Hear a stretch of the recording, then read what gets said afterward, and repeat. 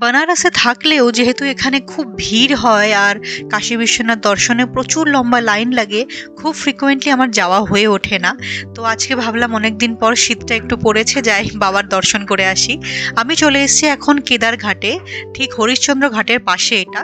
এই ঘাট দিয়ে আসার একটাই কারণ, এইখানে ঘাটে দিয়ে যদি নেমে যাই আমি, এই ঘাট থেকে সোজা মণিকর্ণিকা ঘাট পর্যন্ত হেঁটে যাওয়া যায়। তো সেখান থেকে যে করিডোরটা রয়েছে, নতুন কাশী বিশ্বনাথ করিডোর, সেখানে সোজা চলে যাওয়া যায়। তো পেছনের গেট দিয়ে মন্দিরে যাওয়া যায়। এটার দুটো ফেসিলিটি, এক তো পুরো ঘাটটা হাঁটতে হাঁটতে যাওয়া যায়, হাঁটতে খুবই ভালো লাগে, যেটা দেখো মনে হবে যেন ভীষণ একটা শান্তির জায়গা। আরেকটা ব্যাপার হলো, করিডোরে দিয়ে গেলে ওখানে গভর্নমেন্টের লকার রয়েছে যেখানে ফোন বা জুতোগুলো জমা রাখা যায়। তাহলে মন্দিরে পুজো দেওয়ার পর বেরিয়ে এসে আবার ঘাটে আসা যায় এবং ফটো নেওয়া যায়। অন্যান্য গেটগুলো দিয়ে এলে যেমন কোনো দোকান থেকে ফুল বা মালা কিনতে হয়, সেখানে ফোন জমা রাখতে হয়। তো করিডোরে এলেও ফোন থাকে না, যেটা প্রথমে এক দুবার আমার সাথে হয়েছিল। আমি করিডোরে এসেছি কিন্তু ফোন আনতে পারিনি। তারপর থেকে আমি যতবারই যাই পেছনের গেট দিয়ে যাওয়ার চেষ্টা করি। এতে ঘাটের থ্রু ওয়াকও হয়ে যায়, সাথে পেছনের গেটটা গেলে ফোনটাও সাথে থাকে, ঘোরা যায়। তো এটা আমরা হাঁটতে হাঁটতে চলে এসেছি দশাশ্বমেধ ঘাটে। এখানে আরতির প্রিপারেশন চলছে, যেটা গঙ্গা আরতি হয়। এখন মোস্ট প্রবাবলি 7টা বা 6:30টায় শুরু হচ্ছে শীতকালের জন্য। টাইমটা ফ্ল্যাকচুয়েট করে ওয়েদার অনুযায়ী। এখানে দুটো ঘাটে একসাথে জোড়া আরতি হয়। দশাশ্বমেধ ঘাটের পাশে আরেকটা ঘাট রয়েছে, রাজেন্দ্রনাথ ঘাট, যদি ভুল না হয়, আমি এক্স্যাক্টলি ওটার নাম জানি না। দুটো ঘাটে একসাথে 10-15 মিনিটের ডিফারেন্সে আরতি শুরু হয়, তো জোড়া আরতি বলা হয়। তারপর আমরা চলে এসেছি সেখান থেকে হেঁটে সোজা মণিকর্ণিকা ঘাটের এখানে। দেখো দেখা যাচ্ছে ওখানে মণিকর্ণিকা ঘাটে লাশ জ্বলছে, যেটা ক্রিমেশন ঘাট।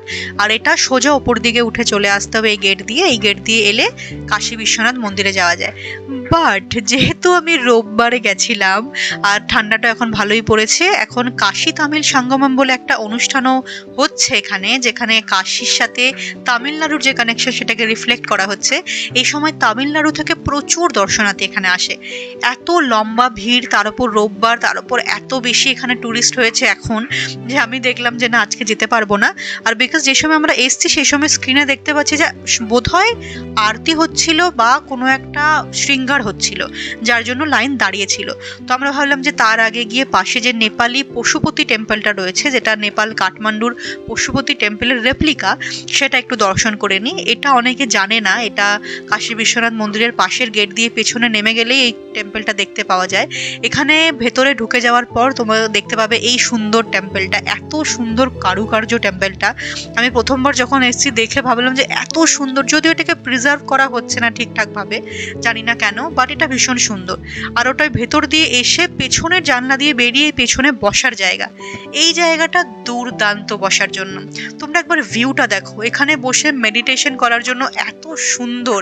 সামনে বসে গঙ্গা দেখতে পাবে, শান্ত একদম, কেউ কথা বলে না।